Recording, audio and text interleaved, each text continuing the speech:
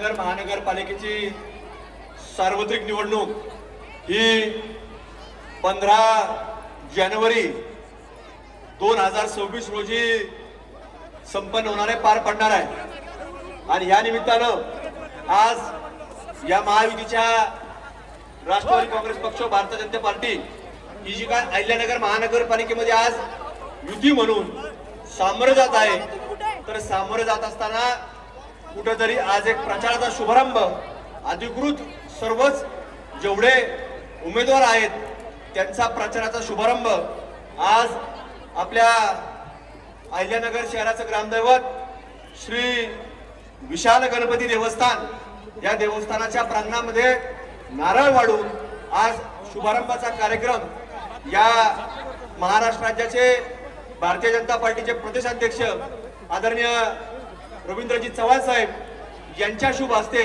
त्याच प्रकारे आपल्या अहिल्यानगर जिल्ह्याचे लोकप्रिय आणि कर्तव्यदक्ष पालकमंत्री नामदार विखे पाटील साहेब यांच्या उपस्थितीमध्ये आपला संपन्न झालेला आहे।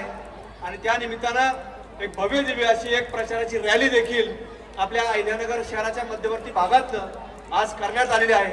आणि त्याच्यामध्ये आज मंचावरील या कार्यक्रमाच्या निमित्तानं उपस्थित असलेले सर्वच भारतीय जनता पार्टीचे सर्व पदाधिकारी, राष्ट्रवादी काँग्रेस पक्षाचे सर्व पदाधिकारी, सर्व दोन्ही पक्षांचे व युतीचे घटक पक्ष असणारे सर्वच पक्षांचे अधिकृत उमेदवार डाव्या मंचावरती उपस्थित आहेत। सर्वच उमेदवारांनी आपले दोन्ही हात वर करून जनतेला अभिवादन करावं अशी विनंती आपल्याला करतो। छायाचित्रकारांनी त्या सर्वच उमेदवारांचे आपले फोटो जे डाव्या बाजूला उभे आहेत त्यांचे फोटो आपण काढावे अशी विनंती करतो। आणि या उमेदवार जे आहेत आता चव्हाण साहेबांनी सांगितलं आणि पालकमंत्री साहेबांनी देखील त्यांनी सांगितलं की जे हे उमेदवार निवडून आल्यानंतर जे आज आपण पाहतो जसं महाराष्ट्रामध्ये एक महायुतीचं सरकार काम करत आज चांगल्या पद्धतीनं कॉन्क्रीटीकरणाचे रस्ते असतील, इतर सुखसुविधा असतील या पोहोचवण्याचं काम आज कुठेतरी या युती सरकारच्या माध्यमातून अगदी शेवटच्या माणसापर्यंत सुरू आहे। आमच्या माय माऊलींकरता, माता भगिनींकरता हे सरकार सक्षमपणे आज काम करतंय। आणि महत्वाचं म्हणजे आज अजितदादा असतील, फडणवीस साहेब असतील यांच्या माध्यमातून जर आज आपल्यापर्यंत योजना सर्व माता भगिनींकरता आली असेल तर ती या 2024 मध्ये ही सर्व माता भगिनींना नजरेसमोर ठेवून लाडकी बहीण सारखी एक मोठी योजना त्या प्रत्येक माता भगिनीला न्याय देण्याकरता आज आपल्या महाराष्ट्रामध्ये लागू करण्यात आली। आणि जे आज लोक सांगतात त्यावेळेला सांगत होते की योजना चालणार नाही, की बंद होणार, म्हणजे यंदा वाटत होतं की आमचं सरकार येईल आणि आमचं सरकार आलं मग आम्ही बंद करू, अशा प्रकारची कुठतरी एक वेगळं अपप्रचार हा कुठतरी जनतेमध्ये करण्याचा प्रयत्न करत होते। पण कुठल्याही या भूल थापाला कोणी बळी पडलं नाही।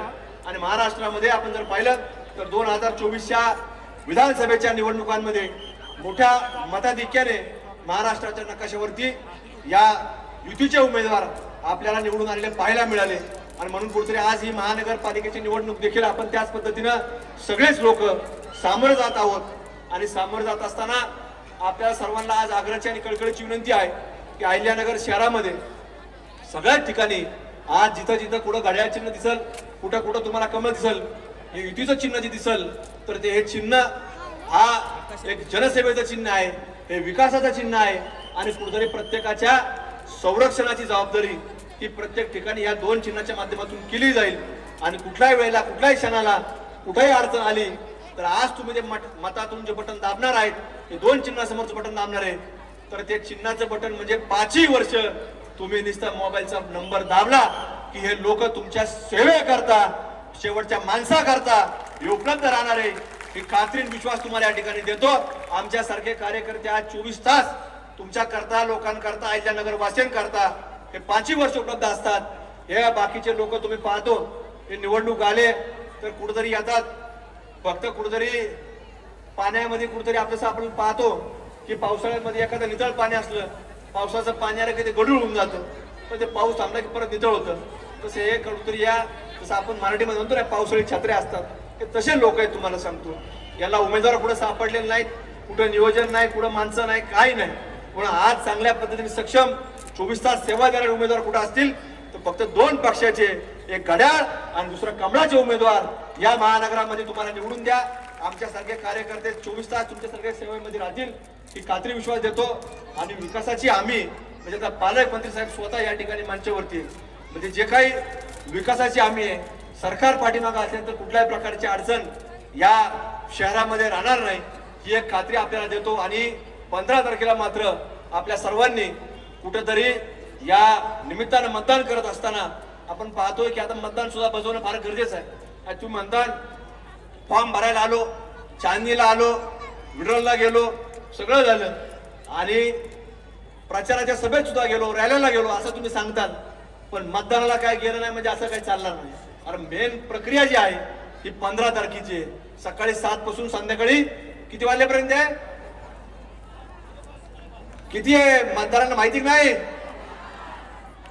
5:30 वाजल्यापर्यंत. पण 5:30 वाजता न जायचं आपल्याला, सकाळी 7 ला आपल्याला जायचं. 7 जण, 7 ला किती लोक जाणार? हात वर करा. छत्रपती शिवाजी महाराज की धर्मवीर छत्रपती संभाजी महाराज की महामानव विश्वरत्न डॉक्टर बाबासाहेब आंबेडकरांचा विजय असो. लोकशाही अण्णाभाऊ साठेंचा विजय असो.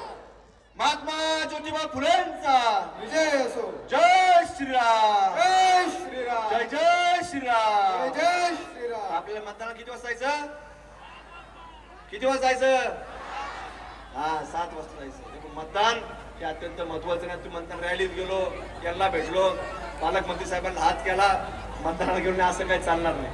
कारण मतदान ही सर्वात महत्वाची प्रक्रिया आहे. लोकशाही मधलं एक सर्वात महत्वाचा दिवस हा 15 तारखेचा असतो. आणि म्हणून त्या दृष्टिकोनातून या सगळ्या लोकांना निवडून दिलं.